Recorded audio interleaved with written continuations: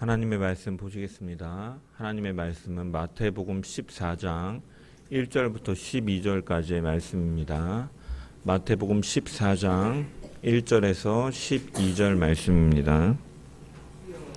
제가 하나님의 말씀을 봉독합니다.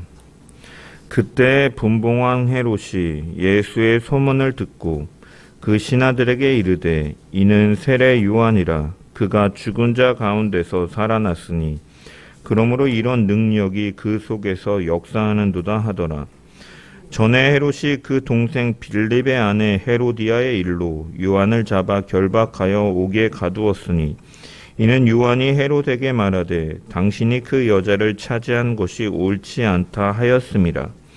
헤롯이 요한을 죽이려 하되 무리가 그를 선지자로 여김으로 그들을 두려워하더니 마침 헤롯의 생일이 되어 헤로디아의 딸이 연석 가운데서 춤을 추어 헤롯을 기쁘게 하니 헤롯이 맹세로 그에게 무엇이든지 달라는 대로 주겠다고 약속하거늘 그가 제 어머니의 시킴을 듣고 이르되 세례 요한의 머리를 소반에 얹어 여기서 내게 주소서 하니 왕이 근심하나 자기가 맹세한 것과 그 함께 앉은 사람들 때문에 주라 명하고 사람을 보내어 옥에서 요한의 목을 베어 그 머리를 소반에 얹어서 그 소녀에게 주니 그가 자기 어머니에게로 가져가니라. 요한의 제자들이 와서 시체를 가져다가 장사하고 가서 예수께 아뢰니라. 아멘. 말씀을 통한 주의 은혜와 평강이 넘치기를 축원합니다. 마태복음은 예수님께서 치유하시는 메시아, 회복시키는 메시아, 그리고 열방까지 통치하시는 다윗의 후손으로 오신 왕임을 전하고 있습니다. 그래서 8장과 9장까지를 보면은 이제 이적과 표적을 한데 뭉침을 통해서 예수님은 어떠한 분이신가? 그는 병든 자와 귀신 들린 자를 고치시는 분, 그리고 유대인뿐만이 아니라 이방인까지도 회복시키는 분이심을 드러냄을 우리는 살펴보았죠. 그리고 10장에서 예수님께서는 제자들을 이제 파송하심을 통해서 그분이 어떠한 분이신가 바로 잃어버린 양들을 찾으시는 목자로 오셨고 제자들은 세상에서 그 주님을 증거해야 되는 사람들임을 우리가 살펴보았습니다. 그리고 11장에서는 왜 그러면 왕으로 오신 예수님을 따르는 그 제자들에게 왜 환난이 닥치고 고통이 닥치는가, 하나님의 심판은 언제 임하는가에 대해서 주님께서는 알려주시면서 이제 회개하지 않는 도시들에게 화가 있을 것이다 라고 선언하시죠. 그리고 12장에서는 예수님께서 그 메시아이신 예수님께서 치유하시고 회복시키시고 잃어버린 양들을 찾으시고 열방을 통치하시는 그 왕이신 예수님께서 오심을 통해서 나타나게 되는 변화에 대해 다루고 있는 거죠. 그래서 예수님은 안식일의 주인으로서 그분은 참된 안식을 주시는 분이고 주님께서 안식을 주시는 그 권세는 바로 그분이 하나님이기 때문이다. 바알세불로 인해서가 아니라 하나님으로 인해서 그 권세가 어디서 나오는가? 그분이 하나님이시기 때문이다. 또한 이 일에 대해서 표적을 구하는 악한 세대들에게 요나의 표적밖에 보일 것이 없다라고 말씀하시면서 십자가를 통해서 이 일을 이룰 것을 암시하신 것이죠. 그리고 나서 계속해서 마태복음 13장에 이 예수님께서 가져오신 그 하나님의 나라는 어떠한 나라인가 대해서 비유를 통해 알려주셨습니다. 그래서 그 시작은 비록 작은 씨와 같고 누룩과 같고 겨자씨와 같을지라도 그것은 점진적으로 완성될 것이며 그 완성된 하나님의 나라와 그 알곡과 가라지가 나눠지는 것은 하나님의 때에 완성될 일이다. 그때 보여질 것이다 라고 예수님께서는 비유로 말씀해 주신 것이죠. 이런 예수님의 가르침과 이 사역의 놀라운 역사를 듣고 알아도 그것을 이제 믿음으로 받아들이지 못하는 자들이 있음을 우리가 13장의 마지막에서 살펴봤습니다. 예수님께서 고향으로 가셨지만 그 고향 사람들로 인해 배척을 받으시고 예수님께서는 이제 선지자가 고향에서 이제 배척 당하신 것처럼 나도 배척을 받는다라고 말씀하신 것이죠. 그러면서 이제 오늘 본문에 보면 이제 이 14장에서 이제 헤롯이 등장하는데 왜 여기서 헤롯이 등장하나? 세례 요한을 죽인 헤롯이 왜 등장하는가? 바로 이스라엘의 그 지도자로 분봉왕으로 있던 헤롯이 바로 예수님을 배척하는 대표적인 한 사례로 마태는 등장시키고 있는 것이 이런 흐름 속에서 등장시키고 있는 것이죠. 그래서 오늘 본문의 구조를 보면은 이 1절과 2절에 보면 그때의 분봉왕 헤롯이 예수의 소문을 듣고 그 신하들에게 이르되 이는 세례 요한이라 그가 죽은 자 가운데서 살아났으니 그러므로 이런 능력이 그 속에서 역사하는도다 하더라 라고 이렇게 언급된 이후에 3절부터 이제 12절까지는 이제 그 이전에 있었던 이제 세례 요한이 이 처형당한 이유들과 그 내용들에 대해서 언급이 되고 이제 13절에 보면 예수께서 들으시고 배를 타고 떠나사 따로 빈들로 가셨다라고 이렇게 이어지고 있는 것이죠. 그래서 우리가 13절에 예수께서 들으시고 배를 타고 떠나라는 말이 우리가 언뜻 보면은 12절에 나온 이 요한의 제자들이 와서 시체를 가져다가 예수님에게 요한이 죽었다, 이 장사되었다, 이렇게 처형되었다라는 얘기를 들은 이후에 예수님께서 그렇게 들으시고 떠난 것처럼 보이지만 사실은 우리가 살펴본 것처럼 1절과 2절에 이미 이 헤롯이 요한에 대해서 예수님에 대해서 뭐라고 말합니까? 그가 죽은 자 가운데 살아난 요한이다 라고 말함을 통해 이미 요한이 죽은 시점임을 보여주고 있는 거죠. 14장이. 그러므로 이 예수님께서 예수님께서 들으시고 빈들로 가시게 된 이유는 1절과 2절 때문이다라는 거예요. 1절과 2절. 구조를 보면 3절부터 12장까지는 회상이고 헤롯이 그 예수의 소문을 듣고 그 신하들에게 이는 세례 요한이라 그가 죽은 자 가운데 살아났고 그 속에서 그 능력이 역사하는도다 말한 것을 예수님께서 들으시고 배를 타고 빈들로 떠나가셨다라가 시간상의 구조로 맞다라는 거예요. 그래서 이 마태복음에 보면은 그래서 예수님께서 배를 타고 빈들로 가신 것, 배를 타고 떠나서 빈들로 가신 것은 분봉왕 헤롯이 자신에게 말한 것을 들으셨기 때문인 거예요. 그리고 마태가 3장의 3절부터 12절까지 세례 요한의 죽임을 당한 사건을 기록한 것은 그러면 뭐냐? 바로 우리에게 그 예수님에 대해서 말하고 있는 헤롯이 어떠한 사람인지, 어떠한 성격을 가지고 있는지, 그리고 예수님에 대한 그의 태도가 어떠했는지를 보여주는 단서로서 기록되고 있는 것이에요.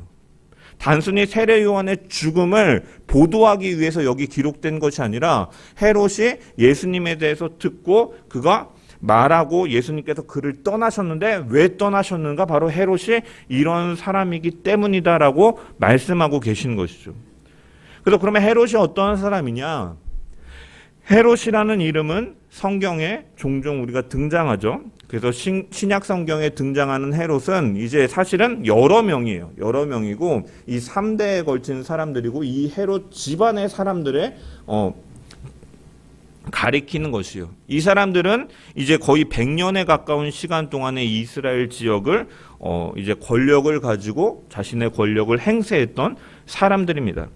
그래서 가장 먼저 등장하는 헤롯은 이제 헤롯 대왕이라고 불리는 사람으로 예수님 탄생 시에 이제 베들레헴의 신생아들을 모두를 죽여버리라라고 명령한 그 사람이고, 이 헤롯 대왕이 이제 아내를 10명 이상 두었다라고도 하는데 어찌됐든 5명의 여인들로부터 이제 이 아들들을 낳게 되고, 이 아들들 중에 3명이 이제 그 이스라엘 지역을 다스리는, 각자 나눠서 다스리는 분봉왕으로서의 권력을 받게 되는 거예요.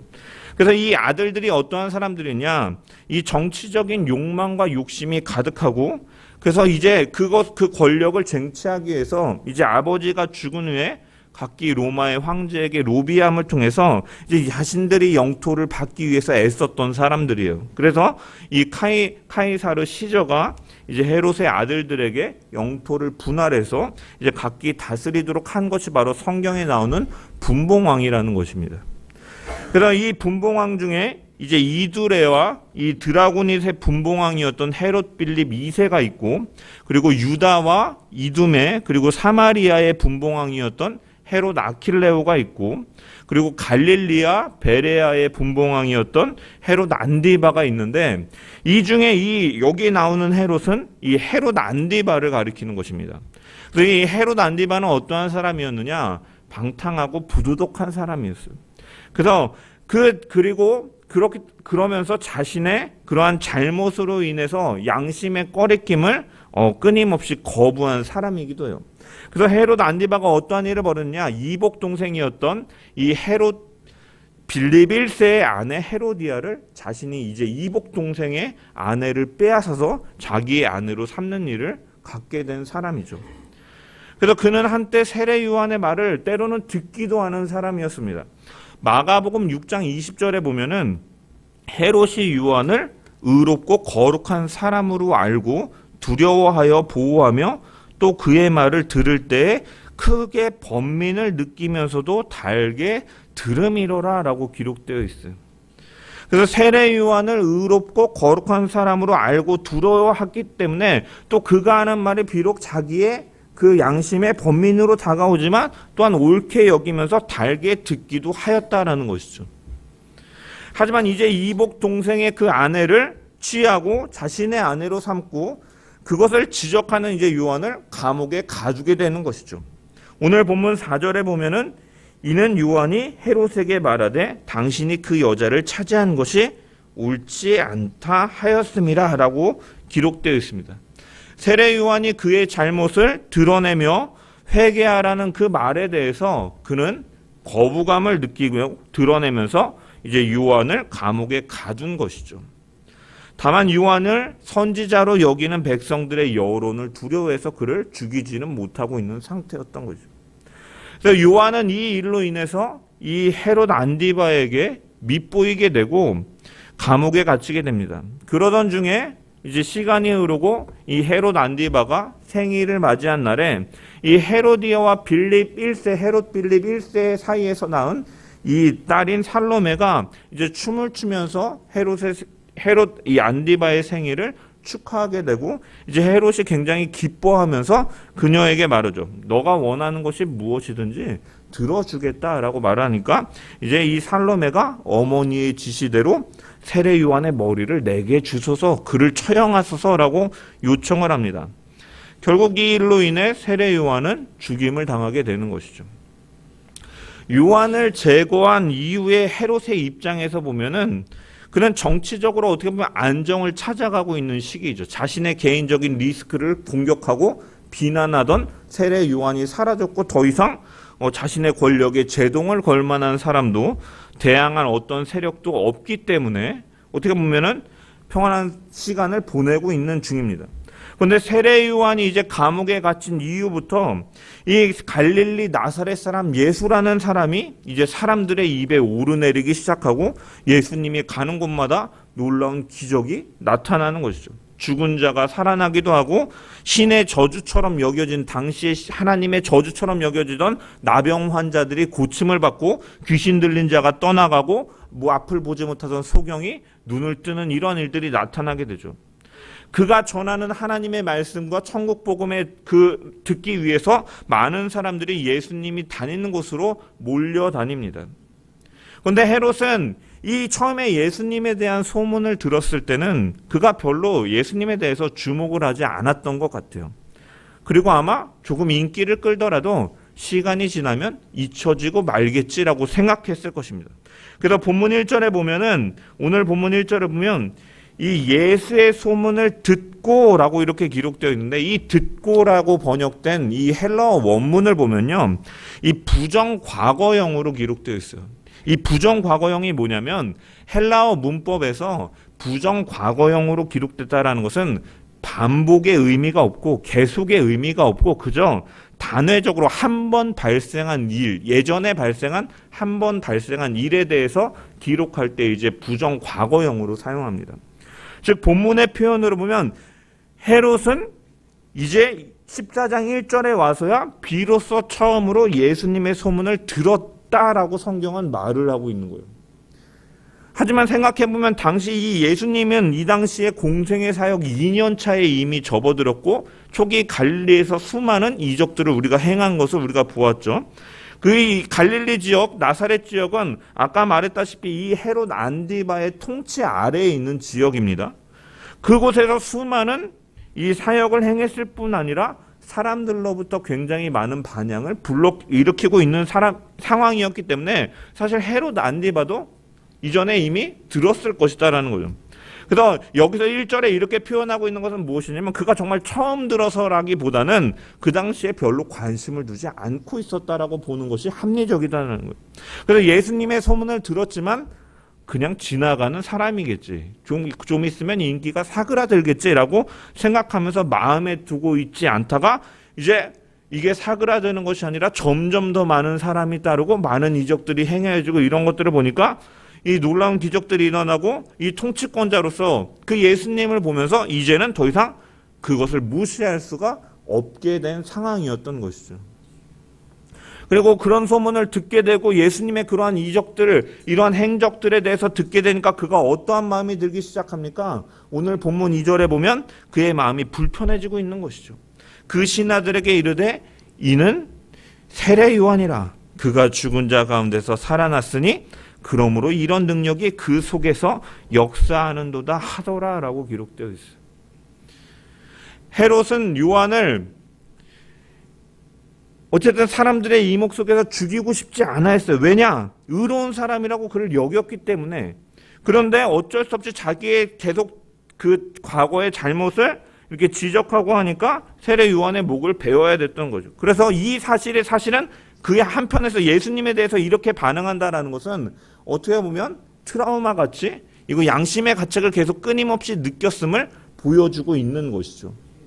그런 순간에 이제 예수님에 대한 소문이 들려오니까 이제 그 소문들 가운데 어떠한 소문이 들리냐? 이 예수님이 이렇게 이적과 기적을 행하고 말씀을 전하는데 이 예수님은 바로 세례 요한이 부활한 것이다라고 말하는 소문들이 자기에게 들려오거든요. 많은 사람들이 그 당시에 예수님을 세례 요한이 다시 살아나서 활동하고 있다고 생각하기도 했습니다. 그래서 예수님께서 이것이 어디에 드러나느냐? 마태복음 16장에 가보면 이제 예수님께서 제자들에게 사람들이 나를 누구라 하느냐라고 물을 때 그때 가장 먼저 나온 대답이 뭡니까? 세례 요한이라고 합니다 라고 먼저 대답을 하는 것이죠. 이미 사람들 사이에 예수님이 이 세례 요한이 다시 살아났다라고 이 소문이 파다하게 퍼지고 있었음을 우리가 볼 수가 있는 것입니다.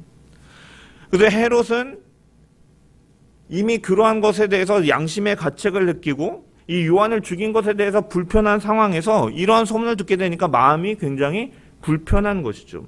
사람이 죄를 지으면 마음이 편할 수가 없잖아요. 죄를 짓고 오랜 생활 도망하다가 잡힌 사람들을 보면 그 사람들의 막 기자들이 이게 인터뷰를 하잖아요. 막 이렇게 막 체포되는 상황에서 그럼 보면은 그 도망간 시간이 굉장히 길었음에도 그들이 하는 말이 뭡니까? 한시도 마음을 편하게 살 수가 없었다라고 말을 하죠. 왜? 자신들의 범행이 자신들의 행적이 발각될까 봐. 그래서 이 죄를 지으면 양심이 그를 가만두지 않는다라는 것이죠. 그래서 예수님에 관한 소식을 들었을 때 이 헤롯은 자신의 과거의 잘못으로 인해서 두려워 떨고 있는 거예요. 그래서 이는 그가 세례 요한이라 그가 죽은 자 가운데서 살아났도다. 이런 능력은 그 속에서 역사하는도다 라고 말을 하고 있죠. 하지만 그에게 있어서 이렇게 말하는 것은 그가 그것을 바라보면서 깨닫고 회개하는 것이 아니라 그저 두려워만 하고 있는 상황이다라는 거예요. 그래서 예수님은 그러한 헤롯이 예수님에 대해서 이렇게 신하들에게 말한 것을 듣고 예수님은 떠나가신 것이죠. 헤롯이 자기에 대한 이 소식을 듣고 반응한 것에 대해서 예수님께서는 들으시고 잠잠히 배를 타고 떠나서 빈들로 가신 것이죠. 이후에 헤롯 안디바는 이 빌라도가 예수님을 체포해서 이 자신에게 신문하라고 보낼 때까지 예수님을 다시 만날 수가 없었습니다. 그리고 누가복음 23장에 보면은 그럼 빌라도가 왜 이 헤롯 안디바에게 보냈냐? 예수님이 갈릴리 사람이니까 그리고 내가 처형을 내리기에는 죄가 불충분한 것 같으니까 떠넘기는 거죠. 헤롯 안디바에게. 그래서 헤롯 안디바에게 보냈는데 헤롯 안디바는 이제 예수님에 대한 그 소문을 듣고 기뻐하면서 이 예수가 드디어 내가 만나는구나. 어떤 이적을 볼까 하면서 기대했지만 예수님은 그 신문에서 아무런 말씀도 하지 않으셨다라고 누가복음에 기록되어 있습니다. 그래서 이 헤롯 안디바는 그 예수님을 업신여기면서 다시 빌라도에게 돌려보냈다라고 누가복음 23장에 기록되어 있는 거예요. 그래서 헤롯이 예수님에게 무슨 말이라도 듣기를 원하였지만 예수님은 그에게 아무 말씀도 하지 않으셨다라는 것이죠. 그가 예수님을 신문하였고 주변의 병사들로 둘러서게 하고 주님을 조롱하고 모욕함으로써 수치를 드렸음에도 불구하고 주님은 그에게 아무런 말씀도 하지 않으셨다라는 것입니다. 여러분, 예수님은 어떠한 분이십니까? 자신이 죽고 있는 그 십자가 상 위에서도 주님 회개하면서 주님을 영접한 강도를 천국으로 인도하신 분이셨지만 헤롯을 위해서는 단 한마디도 하지 않으시고 조용히 물러나고 계시다라는 거예요. 왜 그렇습니까? 그는 자기로부터 죄를 돌이키지 않는 자, 이 죄를 돌이키지 않는 자이기 때문에 예수님을 배척하는 자였기 때문에 그 당시에 지도자로서 예수님에 대해서 어떠한 태도를 보이고 있느냐? 배척하는 자였기 때문에 예수님께서 떠나가셨다라는 것이죠. 사실 이 헤롯이 벌인 사건과 비슷한 사건이 성경에 등장합니다. 우리가 너무나 잘 알고 있는 사건이죠. 바로 다윗이 왕이 된 후에 나태함 가운데서 그 자기의 부하였던 우리아의 아내였던 밧세바를 보고서 그가 음욕을 품어 우리아가 전쟁에 나간 틈에 이 밧세바를 이제 범하는 범죄를 저지르게 됩니다. 그리고 간통 사건으로 인해 밧세바는 임신하게 되죠. 그 임신한 소식을 이제 다윗에게 알리니까 다윗은 그 소식이 이제 전해지면 자신의 범죄가 드러날 것을 염려해서 이제 우리아를 전쟁 중에 죽여버리도록 이제 명하고 이제 우리아가 죽고 나니까 밧세바를 자신의 아내로 맞이하는 일을 갖습니다. 이 사건의 내막을 모르는 사람이 보면 다윗이 밧세바를 아내로 맞이하는 것은 어떻게 보면 부하가 죽고 나서 그의 가족을 챙기는 것과 같은 그 당시에 아름다운 모습으로 보였을 것이지만 하나님께서는 모든 것을 알고 계시기 때문에 이것을 악하게 보시고 나단 선지자를 보내 다윗을 책망하시며 그의 범죄 사실을 드러나게 하시죠. 이 나단 선지자가 다윗의 범죄를 지적하니까 다윗은 어떻게 합니까? 즉각적으로 자신의 범죄를 인정하고 하나님 앞에 눈물로 회개하는 것이죠. 그리고 회개한 다윗은 하나님께서 용서해 주십니다. 하지만 헤롯은 어떠했습니까? 나단 선지자의 지적 앞에 회개했던 다윗과 달리 그는 세례 요한이 계속해서 그 범죄 행위에 대해서 지적하였지만 그는 자신의 죄를 인정하고 돌이키는 모습을 보이지 않는다라는 것이죠. 완악한 모습을 보이고 있다라는 거예요. 오늘 본문 4절에 보면 이는 요한이 헤롯에게 말하되 당신이 그 여자를 차지한 것이 옳지 않다 하였음이라라고 기록되어 있는데 여기 요한이 헤롯에게 말하되 이 말하되라고 번역된 부분을 보면 이 말하다라는 이 동사가 이제 미완료 능동형으로 기록되어 있어. 미완료 능동형이라는 것은 헬라어 문법에서 미완료형으로 기록되어 있다라는 것은 과거에 우리가 이례적으로 한번 일어난 사건을 언급할 때는 아까 말한 것처럼 부정과거형으로 사용하지만 이제 과거에 반복된 동작을 나타낼 때는 이제 미완료형으로 사용된다는. 그래서 이것으로 보아서 세례 요한은 이 헤롯에 대해서 정당한 사유 없이 자신의 본 부인을 버리고 이복 형제지만 어쨌든 형제의 아내를 자기 아내로 취한 그 죄를 범한 헤롯 안디바의 범죄를 계속해서 말하였다라는 것이죠. 계속해서 지적했다라는 거예요. 그럼에도 헤롯은 어떠합니까? 자기의 범죄를 인정하지 않을 뿐만 아니라 자기의 죄를 지적하는 세례 요한을 감옥에 가두어 버리고 결국은 그를 처형하는 것이죠. 나중에 보면 사실 이 헤로디아의 문제로 인해서 헤롯 안디바는 전쟁을 치르게 됩니다. 그래서 원래 헤롯의 본처였던 사람이 이제 자기 아버지의 나라로 돌아가게 되고, 이 자기의 딸의 불행함을 본 이 아버지와 이 헤롯 간의 전쟁이 이루어지게 되고, 결국 헤롯 이 안디바는 참패하게 되고, 이 로마의 이제 그 원조를 받으려고 했지만 결국은 이 헤롯 안디바가 반역죄로 이제 처형됨을 통해서 스페인으로 이제 유배를 당하게 됩니다. 그러니까 어쨌든 똑같은 죄를 범하였지만 다윗은 자신의 죄를 회개함을 통해서 하나님께 용서를 받았을 뿐만 아니라 이스라엘 역사상 가장 위대한 왕으로 추앙을 받고 영광을 받지만, 헤롯은 어떠합니까? 회개를 거부하고 의로운 사람을 죽인 결과로 비참한 최후를 맞이하고 있는 것이죠. 우리가 여기서 볼 수 있는 것은 무엇입니까? 예수님은 그 회개하지 않는 헤롯을 보고, 그 완악함, 그 심령을 보고 예수님께서는 떠나가셨다라는 것이죠. 우리가 잘못할 때는 하나님은 우리의 잘못과 허물에 대해서 성령을 통해서, 마음의 양심을 통해서, 또한 교우들이나 주변의 사람들을 통해서 우리의 죄와 허물을 깨닫게 하시는 분이시죠. 하나님께서 우리를 책망하실 때 우리는 우리 자신을 돌아보아야 되고 점검하고 죄를 깨닫게 하시는 하나님의 은혜 속에서 우리는 예수 그리스도께 겸손히 나아가 그분 앞에 우리의 죄와 허물을 고백하며, 주님 이렇게 비천한 자입니다. 죽을 수밖에 없는 자입니다. 주님이 그렇게 우리에게 소망 되시고 우리의 죄를 사하시는 그분만이 우리 생명의 길입니다라며 고백하며 나아가는 자들이 복된 자들인 것이죠. 그것이 바로 예수님과 함께하는 자들의 모습인 것이죠.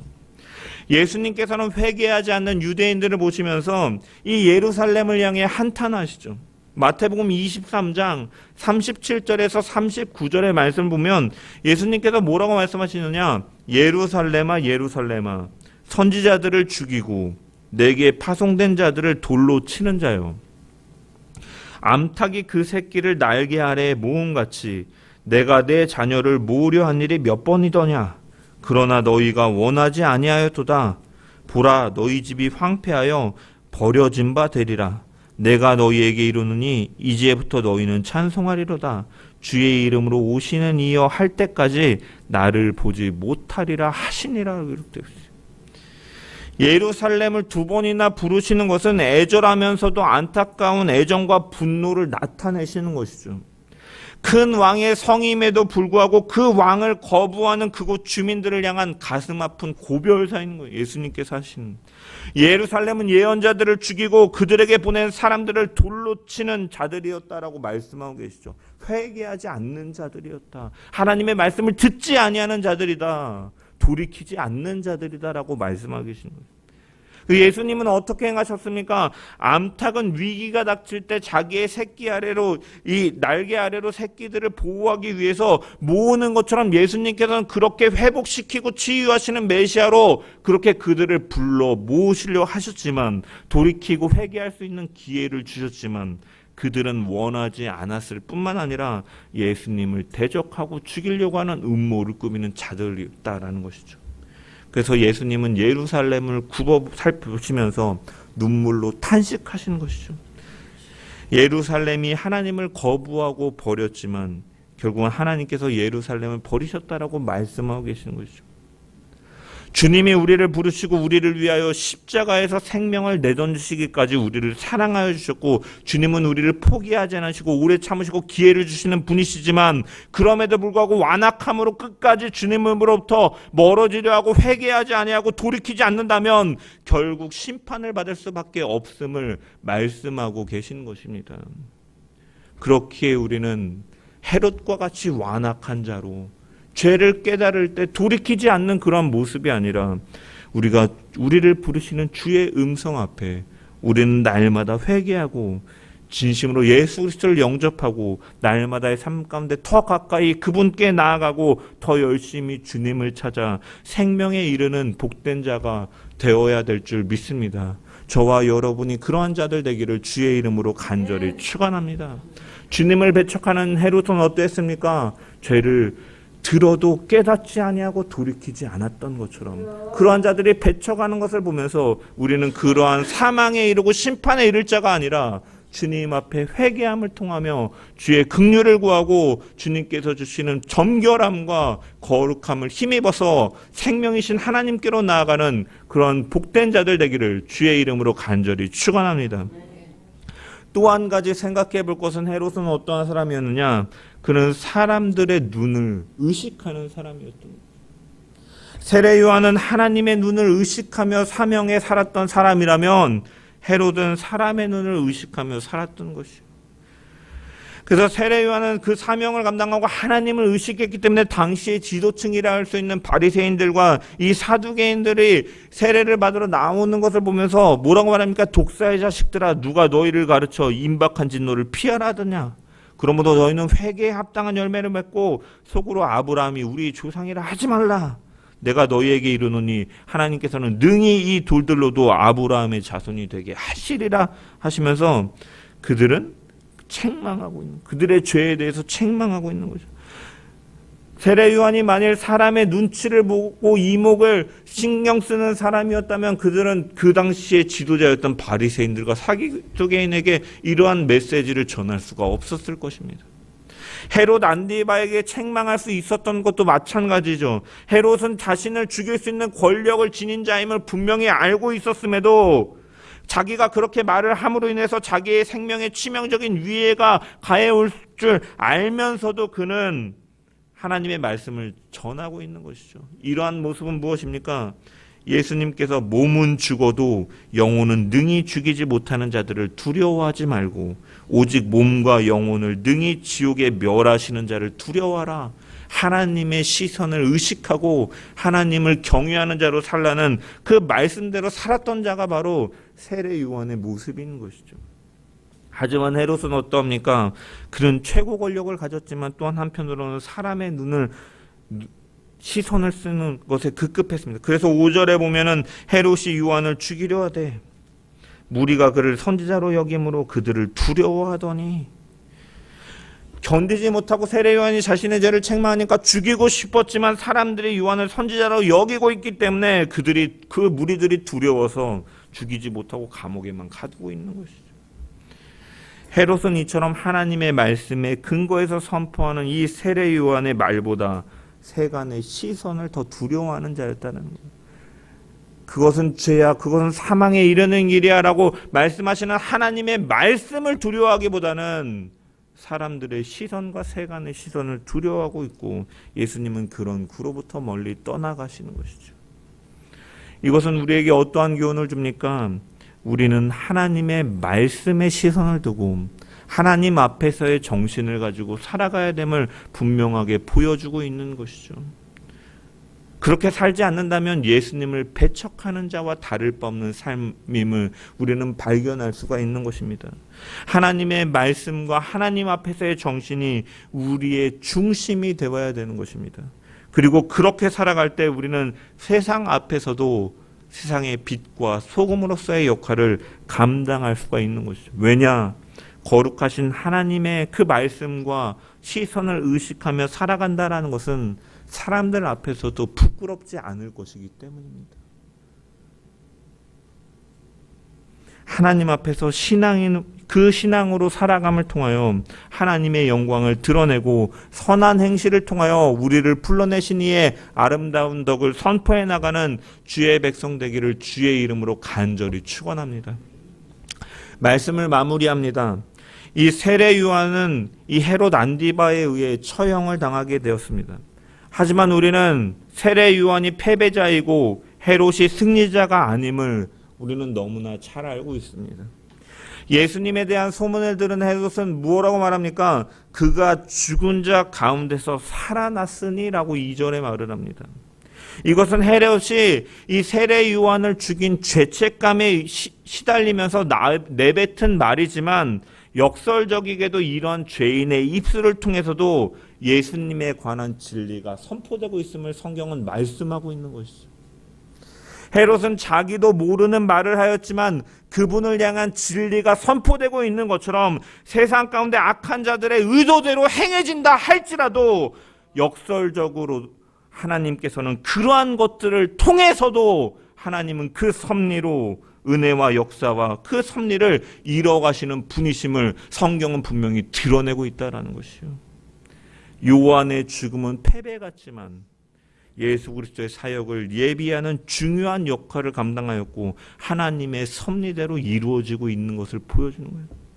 요한의 죽음은 헛되지 않았으며 그의 사명은 예수 그리스도의 사역을 예비하는 중요한 역할을 감당하였던 것이죠. 결국 그는 패배한 것 같으나 승리자가 되는 것이죠. 우리는 하나님 안에서 궁극적인 승리를 보장받은 사람들임을 우리는 기억하면서 주님 앞에 진정으로 자신의 죄인됨을 고백하고 회개하는 가운데 긍휼함으로 죄사함을 받아 생명으로 인도함을 받는 복된 삶을 살아가는 저와 여러분 되기를 주의 이름으로 간절히 축원합니다.